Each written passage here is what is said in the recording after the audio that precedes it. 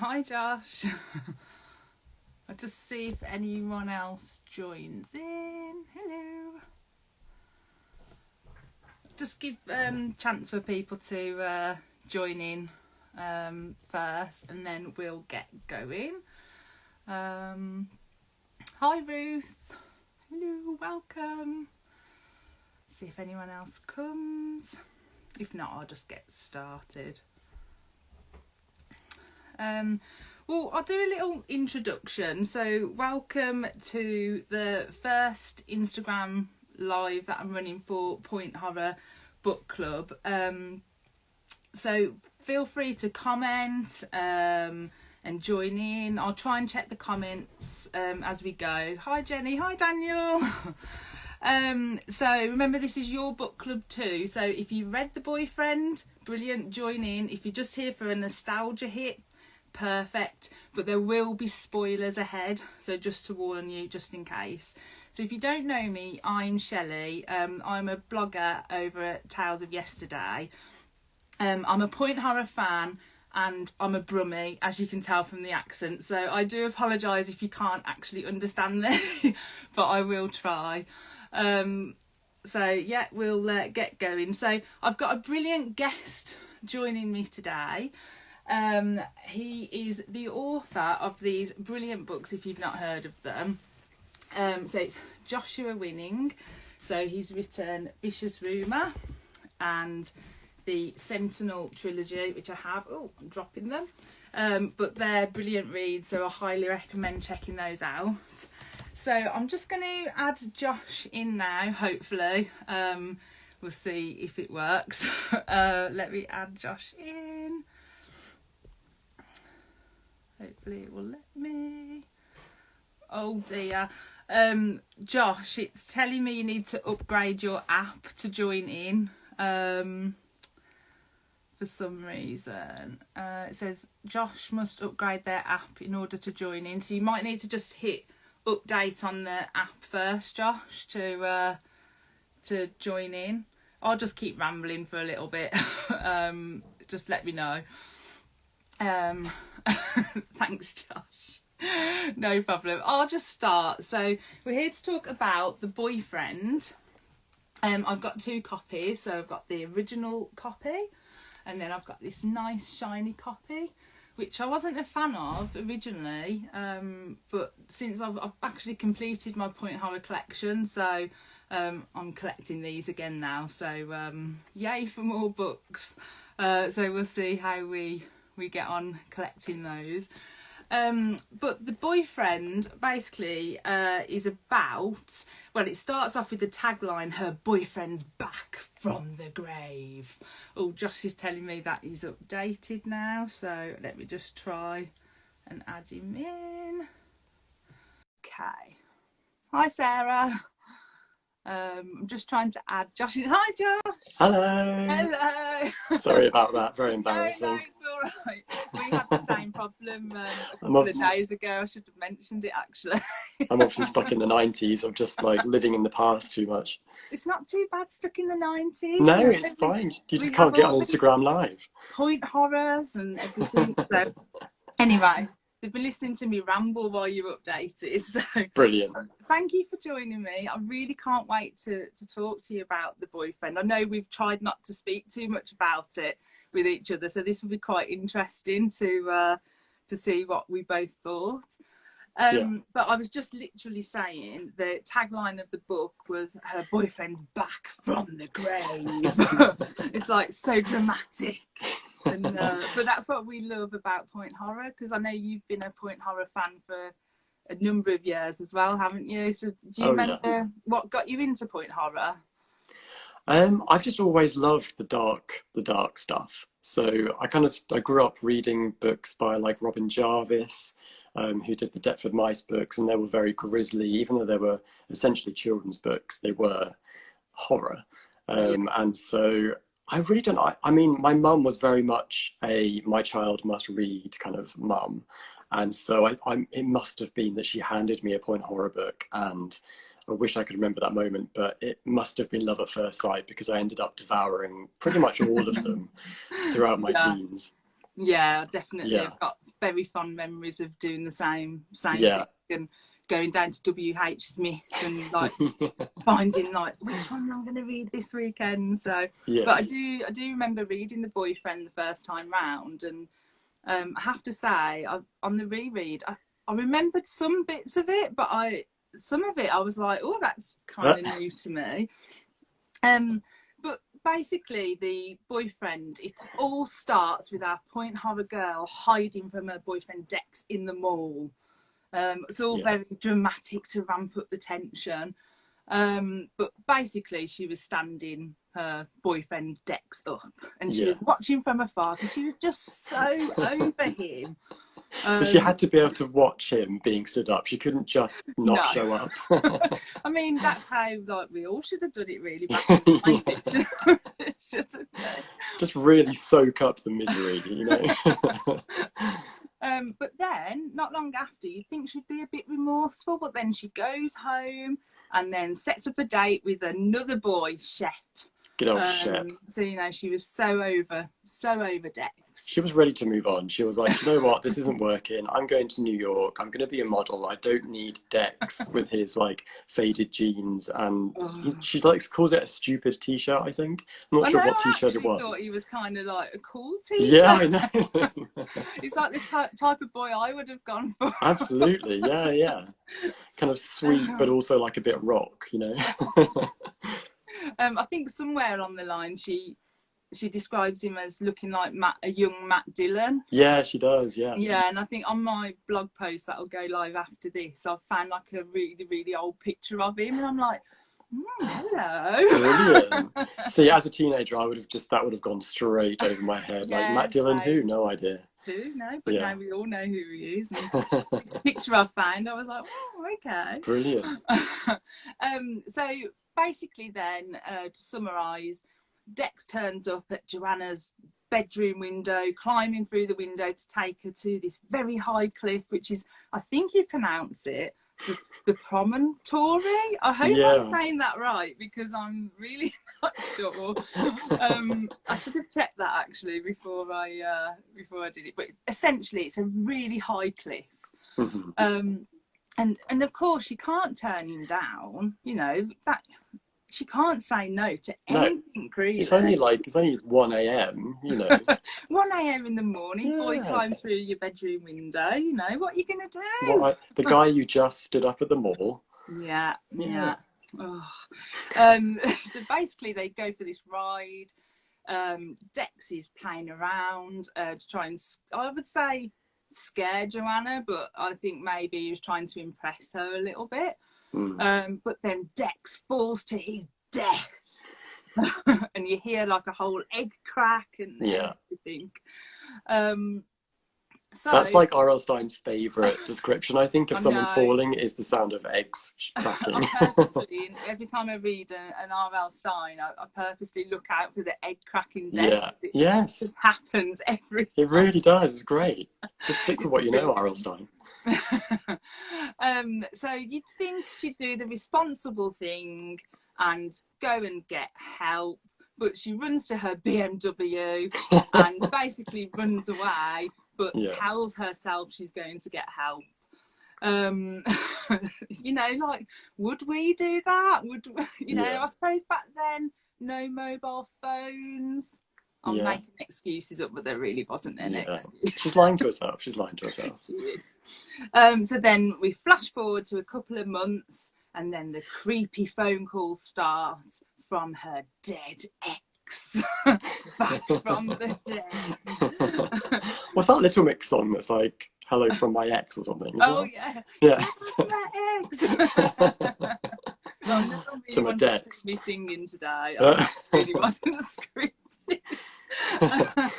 So yeah, essentially Dex is back, but he seems very, very different from the Dex before. And if I'm honest, Joanna's rather disappointed that he's back from the dead.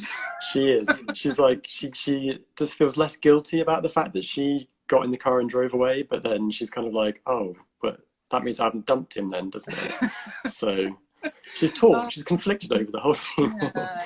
She did seem quite disappointed over a lot of things, really. Yeah. So talking about Joanna Collier, we'll I've done like a little summary, but what did you think of Joanna, Josh? I loved Joanna, and I know this is going to be a really controversial opinion, but I will always prefer to read the kind of conflicted mean girl to the kind of like girl next door. Like I always preferred in Dawson's Creek, I loved Jen and I hated Joey. Like that's just the way it was. Yes. And yeah, because Jen was like the edgy New York chick and Joey was like the moon starry-eyed kind of small town girl. And so with Joanna, yes, she does really awful things, and I'm sure that we're going to go into plenty of those things, but I just love that mean girl thing of she's not swooning over the guys. She's basically calling the shots. She's like, I'm going to dump this guy. And I'm going to do it my way. I don't care if that is deemed my way or I'm going to do it my way. Yeah, exactly. Like she kind of reminded me of a later R.L. Stine heroine, Heather from The Snowman, where they both have money. You know, they've got this. Yeah, but yeah. Anyway. She's like I'm with you on that. Yeah, Heather is one of my personal point horror favourites from The Snowman because she just didn't give a damn. Yeah, exactly. And like to a certain extent, Joanna was exactly the same. She just really just doesn't care, and like this inner monologue that you have of her, and it's just so bitchy and like and she shocks herself with how bitter she is. She's like, "Oh, I'm really bitter." I say that. Yes, you did, Joanna. Read it. Yeah. But essentially, she's like, there's no doubt that she's not rich, and she's got these model good looks. But I think I'd agree she's one of the most cattiest point horror girls that I think I've come across. Yeah, but I just love her so much. She literally made me like laugh. Yeah, so much I much prefer that. I much prefer that to that kind of, like I recently reread The Lifeguard, which I loved, but there were so many points where the heroine was kind of saying, "Oh, I saw this, it was horrific, I saw a dead body," and everyone's like, "Nah, you imagined it, didn't you?" And I get really kind of tired of that kind of, I'm waiting for other people to validate what I've seen. Whereas Joanna's just like, I fucking saw it, okay? Like, just back up.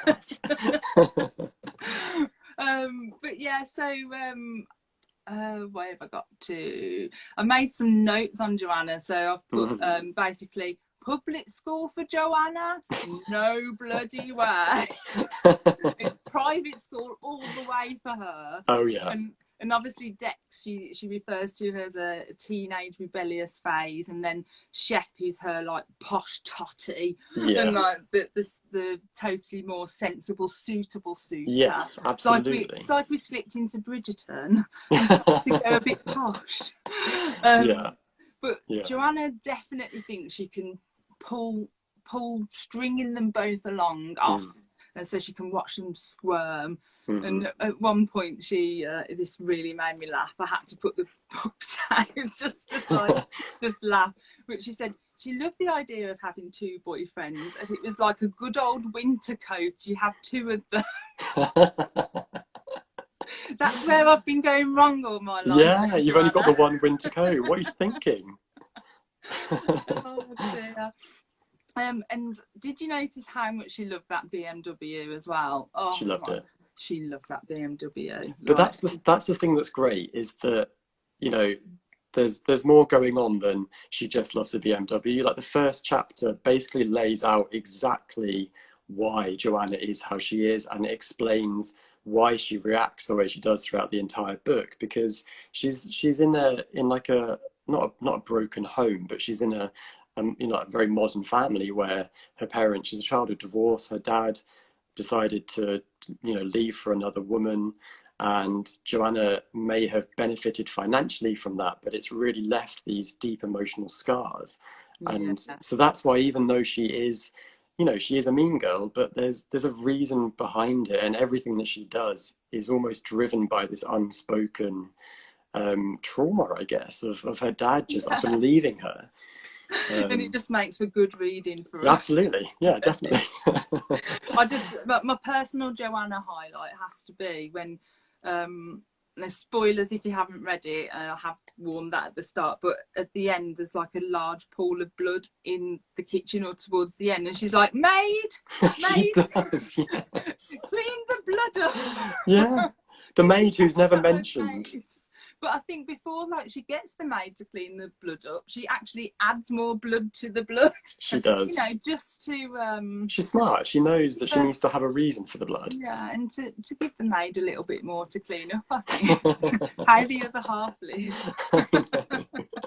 And she also seemed to have, like, this grudge against, like, dumb 50s movies and, like, an obsession with Elvis as well. Oh yeah. Yeah, because she compares Dex to like Elvis at some point as well in the book, but that just made me laugh. It's like, oh, I must be so old. The 50s. So for her, that the 50s were 40 years ago, which, like, you may as well be dead. You know, 40 years ago was bloody so far in the past in the 90s.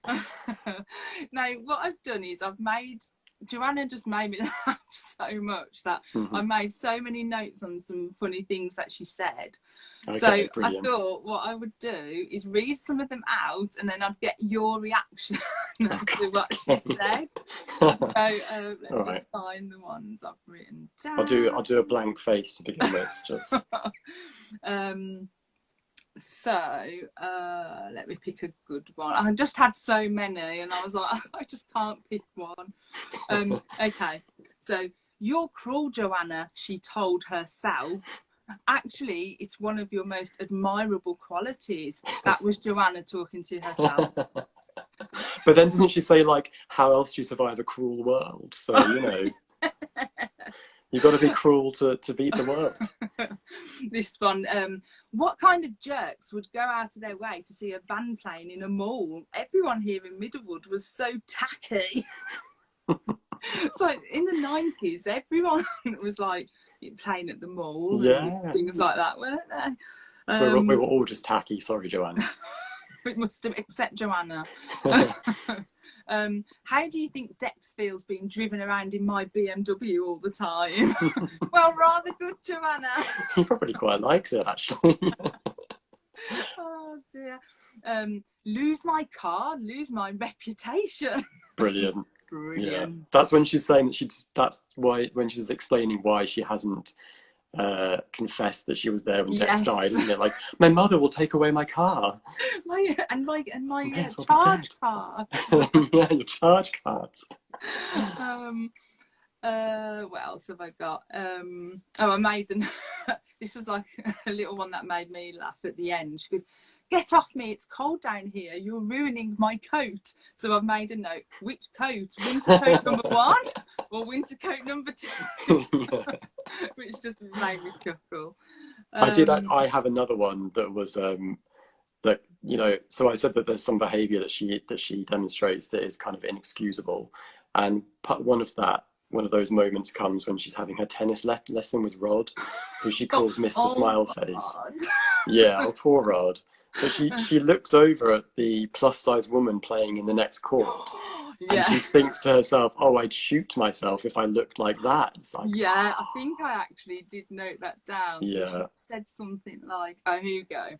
So this is Joanna's words, not mine. So, "Look at that fatso over there wearing a parachute for tennis shorts," she thought, snickering. "If I looked like that, I wouldn't play tennis. I'd shoot myself instead." Oh. She was just so deliciously bad. Yeah. She was stressed. She was stressed. By this point, her boyfriend was back from the dead. You know, he wouldn't leave her alone. She's obviously gone into, like, bitch overdrive. Definitely. And then I'll move on from Joanna now, because I honestly could talk about her. I'd love to talk to her. But, oh no. Just go have cocktails with her. One of the I had to mention this one where she said, I can't stop laughing. Maybe people will stop thinking of me as the gimp. Oh. And I was like, oh, I think it refers to she had like a bit of a limp after her car accident when she was running to get help. Oh yeah, gimp was not an okay thing to say, was it? Because it kind of did mean an unabled body, didn't it? It was like no. So I was a bit like, yeah, but that didn't age well. That didn't age well at all. So I put that under my dialogue disaster. Yes, well done. Yeah. So as I say, I can talk about Joanna all day because she was just so good. She's great. But we'll move on to the love One interest. more thing though. Did you feel sorry for her at the end? No. Not really. Well, a little bit, but then knowing Joanna, after 5 minutes, she'll be like, "Oh well." Oh well, I'm over it. Move on to the next boy. Yeah. I felt like maybe not sorry for her, but I felt pleased that because it ends with her crying and realizing it was the first time she'd cried since her daddy left, and I was like, okay, right, so you've kind of like this story is basically about her coming to terms with her father leaving. Yeah. So so I like that she is able to have that growth as a person, that she does acknowledge that. So even though she's a mean girl. There's me just shutting the book like, 5 minutes late. She'll be at it again. She probably would be. I know. But I think they did say somewhere, I think it was at the start of the book, that she credits herself on never crying. So I suppose if I think about that now, then I kind of feel a bit. She's shut herself down. Like she's acting like a mean girl because she's basically just completely pushed everyone away from her, and she's existing on such a shallow plane of existence. You know, it doesn't excuse anything she does, but it definitely explains it, I guess. Yeah, no, I'm with you. Now you've convinced me I should have been a bit more sympathetic. Yes. So the love interests, I normally call it, but we've got 2 love interests. We really have. So we need to establish if we're Team 𝐷 or Team 𝐓𝐸. So we'll present a little bit of evidence. So anyone watching, if they want to say that, if they've read it, if they're 𝐷 or 𝐓𝐸. But first up, we've got 𝐷. So he's our budding actor in the making. He's dramatic, theatrical, moody, and as I said, looks like Matt Dillon. He wears jeans with holes in the knees, and he has a sweet soapy smell, apparently. Apparently, that was said quite a few times. Yeah, that soapy smell. So, okay, so he's got good detergent. But I like a man who smells nice. Like, you know, that's all I was thinking. Just courtesy. Just in case you're wondering which team I am. But anyway. The sniff test. Yeah. But he's got, and there was a mention that he'd got like greasy, thick black hair as well. There's a point where Joanna says that she like loves playing with it or something. So she's a bit like, I love the way it tickles your cheek when he puts his head on your shoulder and pulls you close. Oh, and I'm like, that 𝐷. That makes him sound a bit like 𝐓𝐡𝐞 𝐁𝐴LIMET. Oh yeah. 𝐓𝐡𝐞 with the hair, obviously. Doesn't it? Like if it was made now, I feel like 𝐷 would be 𝐓𝐡𝐞 𝐁𝐴LIMET. Absolutely. Yeah, actually, no, I'm with you on that. Yeah. Definitely. I just cast him in everything though, so maybe it's just me. Really good choice. Oh dear, but yeah, he definitely loved his baggy jeans and his rock shirts, and you know, Joanna. He was Joanna's bit of rough, really, from the wrong side of town. And I've mentioned again on here, I smelled soapy like fresh flowers, so she must have mentioned it quite a few times. Yeah. But that was until he came back from the dead. Yes. Dum, dum, dum. Don't you hate it when your boyfriends come back from the dead? God, like, get rid of him and then he can come back. So annoying. But he doesn't do things by halves, 𝐷, does he? So he goes full hog to try and, I want to say scare Joanna, but obviously, like, she did leave him, so it was a bit of like revenge scare. But I do think he was still kind of like after her as well at the same time. Yeah, in like a weird way. Yeah, I don't think he really knew what he was doing. No. But with regards to his acting skills and his makeup abilities, so I did like top tips, Dex's top tips to pretend you're back from the dead. Oh, okay, great. Okay, so I've said add a limp to your person. Brilliant, Okay. yeah. Turn yourself white and then gradually turn greener and greener and greener. Turn that smouldering smile into a crooked smile. Okay, does that mean punch out a few teeth? Oh, I hope no one just screenshot that then. I'm like... put your hands in the freezer so they're ice cold to touch. Ah, yeah, she does notice that he's cold, Yeah. Forget being a good kisser. Kiss your love differently and with extra feeling. She needs to know it's someone different or something's different. Something is definitely different. Change your odour from sweet flowers to musty, like sour old fruit. Yeah. Make your eyes glow red. And then I just put do what you can to achieve this, because I was trying to think of how you could do that. There was many ways, and I did Google it, but it came up with some very strange things. Eat lots of tomatoes. Lose your teeth one by one.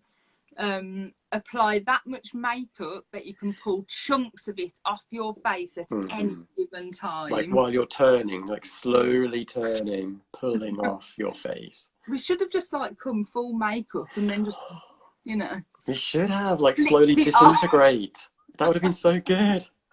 We used to do that at school. We used to like put PVC glue on ourselves and then peel it off. And then the best point of all is take your love to a dodgy nightclub called Barks. Yes. Full of giant painted dogs, a moose head, and who plays Gloria Estefan on their excellent sound machine. It sounds like the best gay bar in, where are they? Like upstate New York or something?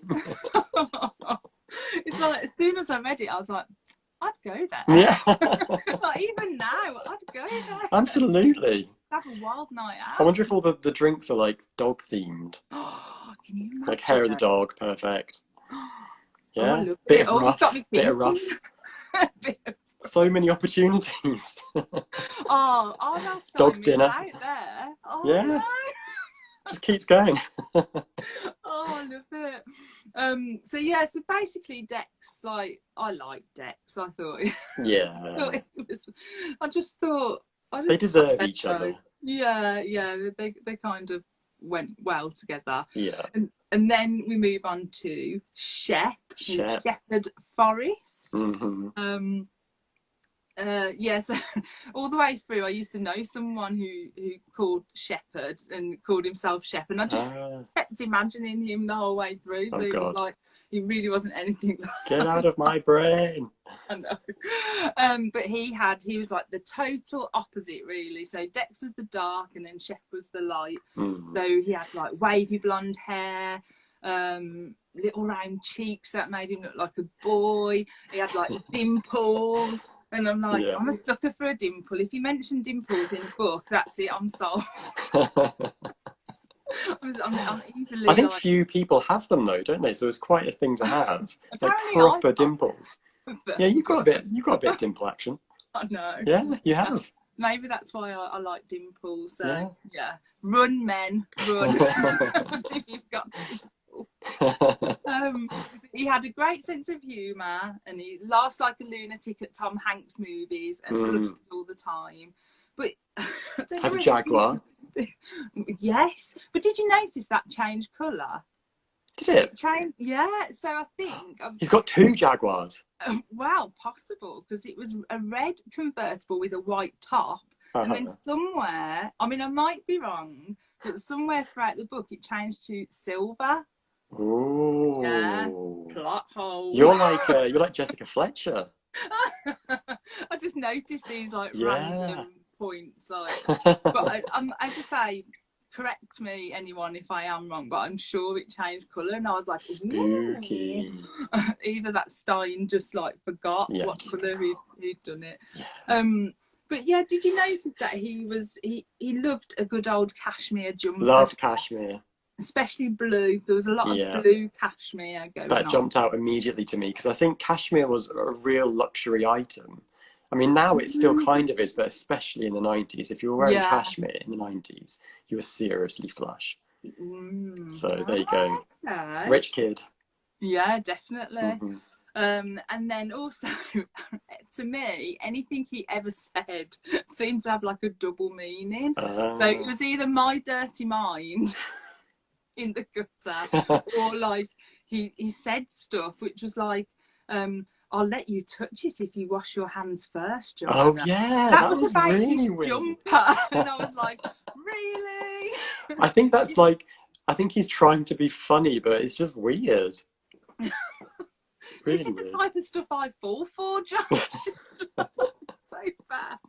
And then I think after her tennis lesson at some point, he goes, I'll give your backhand a workout. And I was like, oh, it's a little bit saucy. Oh, shit. But he also kind of called her on her snobbiness, didn't he? Because he took her to a dance, and she was just like laughing at everyone and saying how stupid they all looked and how poor they were. And he did kind of say, like, why don't be such a snob? And just put her out quite a lot, but there you go. Yeah, because it was one of their dates, wasn't it? And yeah.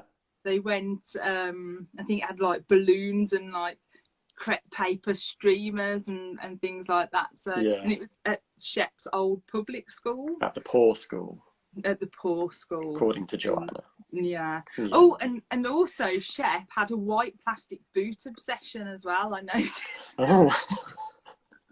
What, he wore white plastic boots? No, he just liked, he pointed out someone, I'm sure, that was like, oh, they're white plastic boots or something like that. But again, it might just be me. Like, so that's like maybe his edgy nature pushing through. Like, he's got a boot fetish. I think he was a bit of a dirtbag, really. Oh. but he was interesting, wasn't he? Interesting character. But as you say, he did call Joanna out quite a lot on her shit. Yeah, absolutely.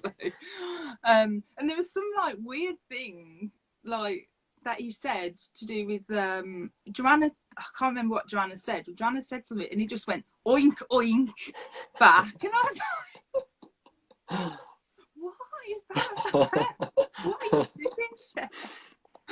He's desperately trying to be funny and impress her, isn't he? And it's just it's not really working. I think she was too much. Yeah, she was too much for him. Yeah, definitely. Like, he kind of give her a kiss goodnight on the first date, and he tries to pull away, and she grabs his head and sort of properly goes for it. I love that about Joanna. She's like, no, I want a proper kiss, thank you very much. I think we should all be a little more like Joanna, basically. Yes, please. Hashtag more like Joanna. More like Joanna. So were you team Dex or were you team Shep? I felt really bad for Dex. Yeah. Especially in the beginning when he's like pacing outside the bookstore waiting for her to show up. So I kind of felt bad for him, but then he did play an enormous, horrible prank on her.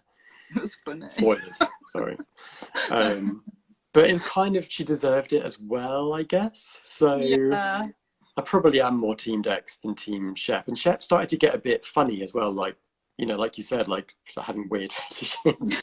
And it was just so weird. Yeah, and just generally being a bit, I don't know, a bit not good. So yeah, I probably am more team Dex, to be honest. Hayley says team Dex. Yeah, team Dex. Yeah, I think I'm team Dex. But although I am team Dex, but like I know with Shep, that's the type of stuff I fall for. Like the stupidness. Oink oink. So, oink, driving oink. A Jaguar. So yeah, I think team Dex. I think team Dex. Brilliant. If anyone wants to comment or anything, I will try and have a little look through in a minute and see if there's any comments to read out. But we'll move on to the gang now. So we'll start off with best friend Mary, and she was totally Team Dex. She was like absolutely 100%. And she had this like floppy embroidered bag, and yeah, I wrote that down as well. Did you? But that was a 90s thing as well, I think, that the floppy embroidered bag. Many yeah, and like sometimes they had mirrors on them, and yeah. I mean, I probably still might have some of them now, which is a bit shameful to say. But, yeah. Bring back the floppy bags. Another hashtag, bring back floppy. Yeah. I was going to say bring back floppy, but this is going down a We're not going now. slippery. Things like, I need to filter sometimes. Yeah. Hi, Tom. So we've got Mary, so her angelic little face, dark eyes, and her love for oversized men's shirts. Yeah, as a nightgown. Yeah, she was like portrayed as this like sweet and nice person who she'd been friends with Joanna since grade school, I think it was. And she had to put up with so much. I mean, I think she even not ran. She probably ran. She moved out of the area. And she was still to get away from Joanna. She still stayed friends with Joanna, even though she got away. I don't think she did stay friends with Joanna. If you properly pay attention, like Joanna calls her all the time and Mary never calls Joanna. So no. I think that Joanna just hasn't got the hint that she's basically also been dumped by her best friend. Like she doesn't have any friends. Aww. You know, the entire gang is Mary, right? And Joanna's mum, that's the gang. Do you know what? You're really making me feel so sorry for Joanna, and I just was like, oh, Joanna. She's got no friends. Mary isn't her friend. Mary hates her. Every time they have any kind of conversation, Mary's appalled at everything Joanna says and looks like she wants to get out as soon as possible. It's really sad. Oh dear. Well, I made a note on here. I put Joanna was like a class A bitch most of the time, but I did love how Mary wasn't afraid to question Joanna. Basically calling her out for being like a damn right meanie pants all the time. I'm sure there was some type of comment as well about Mary having blonde highlights, and that was like the most interesting thing about her. I'm sure Joanna said that.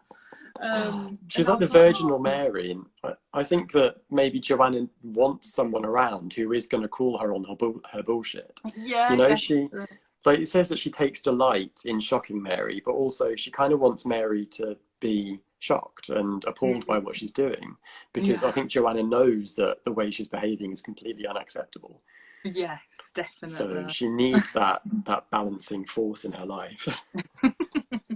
But I loved it when Mary like visited Joanna at the hospital and she snuck her a Snickers bar in. Yes. I was like, we all need that friend in our life, that Snickers True. bar. Because Snickers makes you feel indestructible, especially if you've been through a car accident, I'm sure. Oh, yeah, exactly. Like, wasn't there an advert years ago with Mr. T with the Snickers bars? Yeah. Get my nuts. Oh dear. But I really loved the shift with Mary. So she was like this sweet and innocent thing, totally Team Dex. And then at the end, she was like this knife-wielding, sorry, spoilers, by the way. I just keep saying that, but this knife-wielding psycho. Like, I'll kill her! Like, I didn't really buy that sudden flip where I could buy that maybe that she was the mastermind all along. But I didn't really buy the sudden, I'm going to kill her with a knife. But then she was treated terribly by Joanna. So maybe she did have that absolute break where she was like, I've had enough. She just like flipped like that, didn't she? Yeah, she did. Just totally had enough. But do you think that was because she'd had enough of Joanna? Or was it because she was just really wanted Dex to herself, really, didn't she? Yeah. There is definitely that reading to it. Yeah, there is that slightly like not very feminist thing of she masterminded this incredibly convoluted act of revenge against Joanna purely because she wanted a boyfriend. Yeah, which is a bit like, oh. Yeah. But I think it was more, I wish it had been more clear that it was just that Mary fucking hated Joanna's guts. I know, I wish so too. Because that's what it was. Yeah, that's basically what it was. Oh dear. And then we had Dex's friend Pete.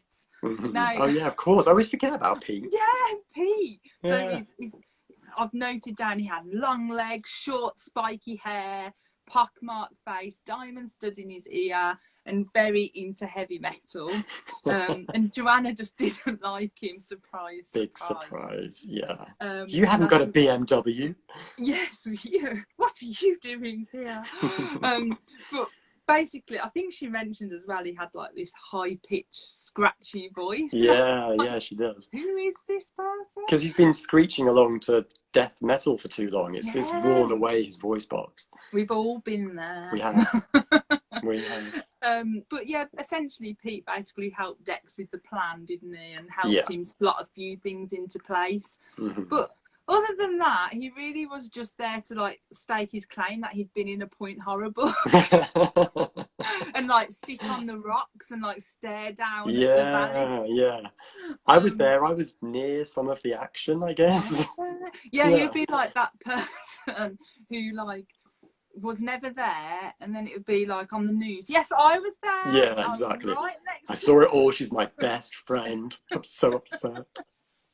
But other than that, he was just there, wasn't he? He was to fill in like a bit of the plot, I guess. Well, he was there to really like sell the fact that Dex was dead, because clearly there had been no news reports about Dex being dead. No one was talking about it. So Pete had to come in and tell Joanna your boyfriend's dead, and then he had to like keep the lie going every time she started to suspect something else is going on. Obviously when Dex showed up alive, it was like, I think he might be alive. So Pete had to come along again and say, no, she's dead, like don't be so insulting. I saw him dead. And so I loved it at the end, kind of, because this was one bit I didn't remember, was that whole kitchen scene when they were like all together, and like I was like, oh, it's like that's the strength sometimes of not having so many characters in books, so then you can do like a scene like that. Because I actually really thought, I really like this scene, like all together, and then they're like turning on each other, and you don't know what's going on. Who's dead? Who's not dead? Yeah, yeah, brilliant. Yeah, getting the maid, to mop up the blood. Yeah. Like that felt like that would be the usual point horror ending in the kitchen. Yeah. And then you've got another 3 or 4 chapters on the end to just really like really twist the knife. Yeah. And then I've got to shout out to hi Kev. I've got to shout out to Joanna's tiny, meek, mousy little mom. Oh, I know. In her glamorous fur coat. Yeah, she was basically rich because she took the daddy collier, as I call him, for every penny that he had. Yeah. And she had such a passion for like orange lipstick. Oh, I didn't notice that. Yeah, I think there was something that I picked up on. She was wearing orange lipstick, and then I'm sure Joanna turned around, I think this is when she's in the hospital, and said she hated the smell of her mother's makeup, so orangey, so ugly. Oh. It's like, well, at least we know her sense of smell works for when it really does. Dex comes back from the dead. It really does. But yeah, she was like, I do think with Joanna's mom, we could have got a whole new like point horror in itself. Absolutely. Like, why did she roam the halls at night? There was like so many mentions. My mum's roaming the halls. It's like, it was terrifying. You just imagine this woman. She's back from the dead. And then like that Joanna and her mother had such a fractious relationship. Well, her mum is like, you were really lucky your beautiful face wasn't touched after the car accident. It's like, that's all you've got going for you, love. Sorry, you've got a terrible personality, but you look all right, so you've still got the money maker. But I think like Joanna and her mother would have made like point horror comedy gold, like together if they pursued that. Like Thelma and Louise style. Yeah, we'll have to petition for like Boyfriend the sequel. Yeah. Joanna and her mom. Yeah, definitely. And then I know you mentioned earlier about Rod, the tennis instructor. Oh yeah. But I've got to mention him because, like, bless his sweaty white handkerchief. He's like, and all his like catchphrases, like placement and smooth it out, and as you said earlier, like Joanna calls him Mr. Smile Face. Yeah. Basically, which is quite kind for her, really. Well, no, I think she follows that up by that he's an insane idiot. Oh, okay. Yeah, there we go. That's Joanna. Yeah, there she is. There she is. But yeah, what a shame for him, because he did get replaced at the end by Bulging Biceps Gary. Which, Gary. Gary. With his bulging biceps bulging out his t-shirt. It's like, so, bless him. So I had to give him a mention just to, R.I.P. He's important. Yeah. So obviously the 90s were where these books are set. You pick up some certain fashion in there. Mm-hmm. So obviously I mentioned I picked up about a lot of cashmere. Yeah. And there was lots of designer jeans, faded jeans, green corduroys. Yeah, there's a moment where Joanna wears green corduroy trousers and a yellow shirt. Yeah. It's like a 5-year-old. I know. But there's a brilliant account that I think we both follow, which is the haunted outfit. Yeah, and I'd love to see her draw that. Yeah, me too. Because so basically the haunted outfit, she reads like point horrors and other books, and then she'll draw certain outfits from the books, and she's brilliant. Yeah. And I'd love to see her draw that, because then I'll be like, oh, okay, that actually she pulled it off. Maybe it's a bit like Cher from Clueless, where she throws together the most outrageous outfits, but she looks great. Yeah, but oh dear, I mean, I noted down there was a maroon silk blouse and a dark suede miniskirt over black tights, which I thought, I totally would wear that. That could have been like a Buffy outfit. Yeah, definitely. Down the bronze, yeah. Yeah, and then a woolly white sweater, a short red skirt. I thought acceptable. Snowman style. Yeah. And then there was a brown fringe skirt with white plastic boots. So that was the one that Shep picked up. So that's someone who's making some bad life choices. Yeah, so that was, to me, that was the pinnacle of the fashion disaster. Absolutely. Yeah, so I mean, overall, I think I always put a thing on my blog post saying body count. Brilliant. So on here, obviously, I put 0. To me, it's normally like a bad point horror, because I'm all about the dead bodies. Yeah, definitely. Pile them up. Because I swear there's very few where people actually die. Like normally they're faking it, or they're actually like really physically injured or something, but they're not actually dead. Yeah. So with this one, it was like, oh my god, he is actually a zombie. Yeah. No, he's not. He's just a good actor. Yeah. But yeah, I think I can't remember which point horror it was now, but there was one, and like they were just, I want to say it was the beach house, but I'm not entirely sure. I might be wrong, but they were just piling the bodies up, and I was like, that's R.L. Stine, isn't it? Yeah. So I think I'm sure there was about like 5 in there, but I might be wrong. Wow. I might be wrong. My memory might be not too good, but I'm sure it was that one. And I was like, can't get enough. Yeah. Kill. Kill. If anyone just joins now and we're going kill. Lockdown sent us a bit loopy. Well, yeah. So, do you think it was scary, the book? The scariest bit was when there was a pigeon tapping at her window. Like that. Why is it doing that? That's not normal. Why was the pigeon tapping at her window? That's far scarier than a dead boyfriend crawling in. Yeah, I remember that, and I remember thinking, oh, that's a bit creepy. Yeah. But you've got like, sorry, go on.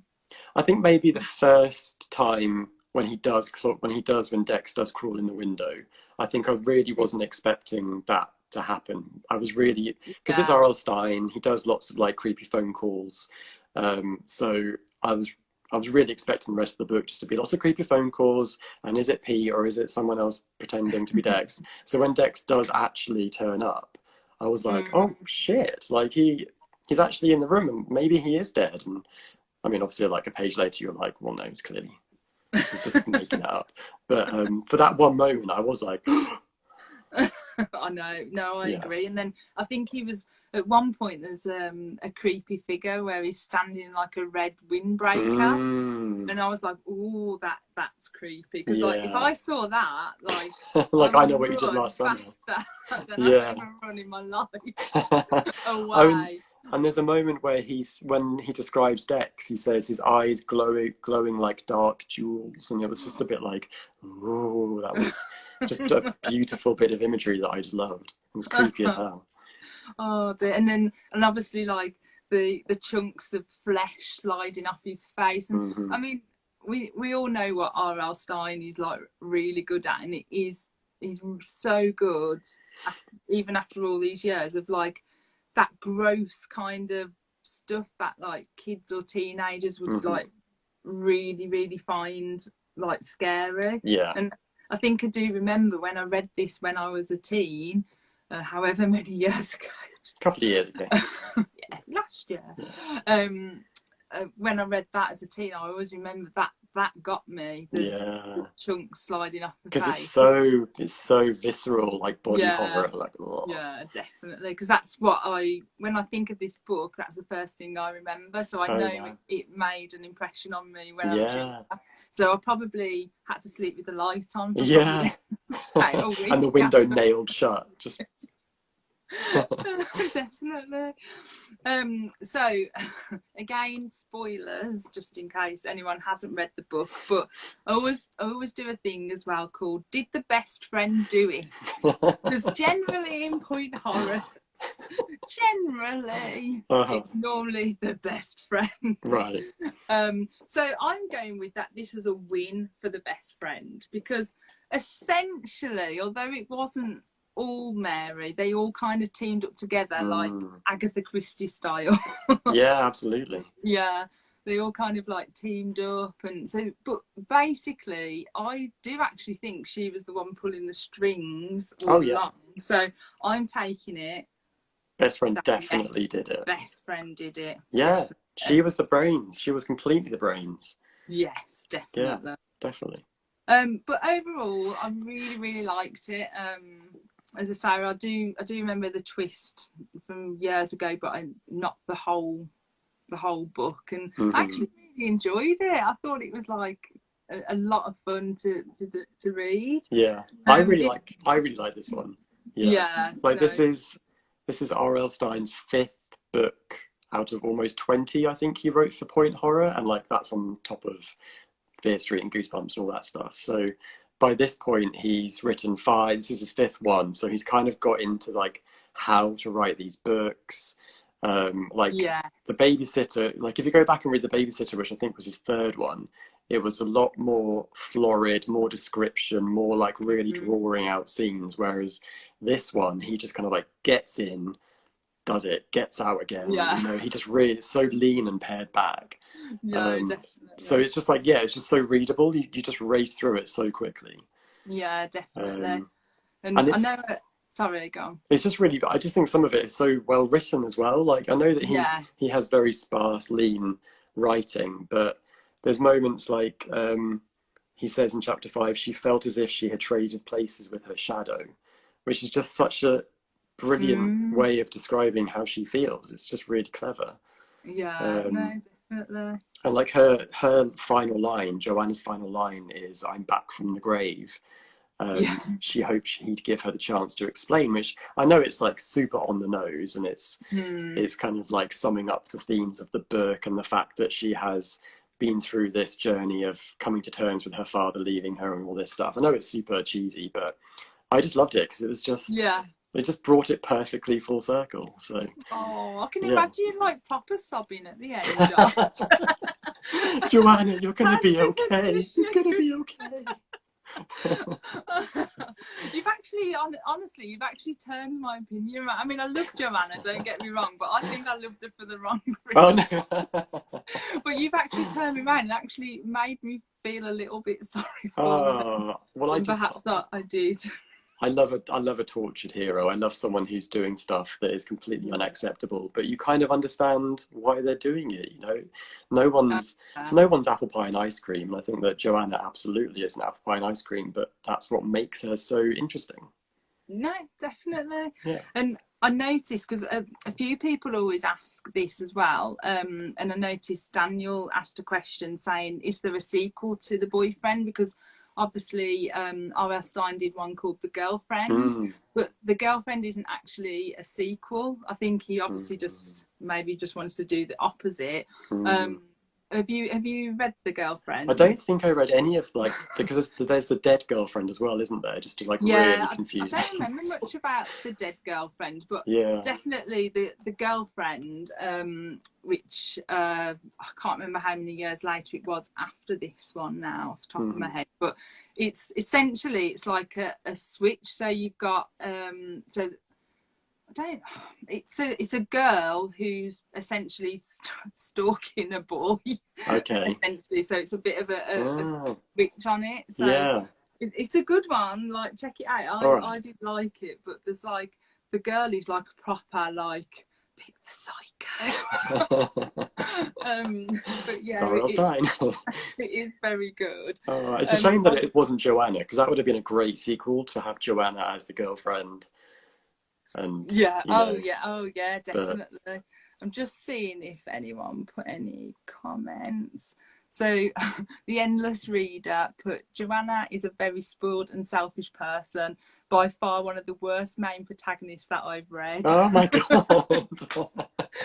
But I agree, I do, but I kind of like those because it just makes me laugh. Like, I know I probably like it for the wrong reasons, like but it's different. It shakes up the formula, you know. It's different, it's entertaining. Definitely. You don't have to condone what she does. Oh no. I mean, I don't think we can condone anything that she actually did. Even though technically she's the victim. Like, that she is not the victim in this story. And the Endless Reader also said that he did enjoy The Boyfriend, but he did much prefer The Girlfriend. Oh, okay. So what I'll do one of the months, I'll run The Girlfriend, and then we can do like a little comparison thing, because I have to say, I think I do agree. The Girlfriend, for me, probably has the edge, just because of the girl in it. Brilliant.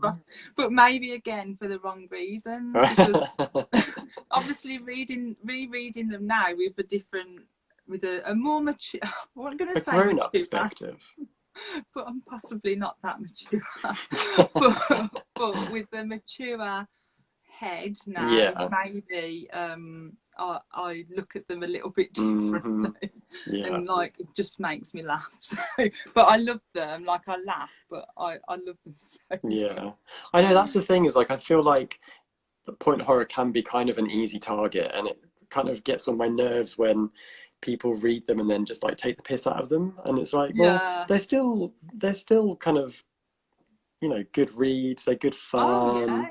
We all know the shortcomings and stuff, you know. You can still enjoy them just as 90s curios, you know. If you heard me cackling reading this, like from the bedroom, like the husband shouted up, like, "You all right?" Like, yeah. What's happened now? Oh, she's just said, Joanna. That Joanna. Yeah. I mean, I know, like, a lot of my posts and that are a bit tongue-in-cheek about the point hours, but I think you can tell that, like, I genuinely love them. Like, definitely. They're just my childhood. Yeah. I know when I met Anne Finnis, who she was responsible for bringing the point hours to the UK, kind of like I totally lost it. Like, to this day, I don't know why she talks to me. Like, but anyway, I totally lost it, and I was like, "You made my childhood." She's like, "Oh God, are you okay?" She was like, "Come here." But honestly, honestly, these books are what I read when I was a teen, so Yeah. they made me fall in love with reading and the type of books I read now. And they, as I also said to Anne very embarrassingly, they made me who I am today. So got no chill. True. You can't deny it. You can't deny it. I think that they're like, I just love that they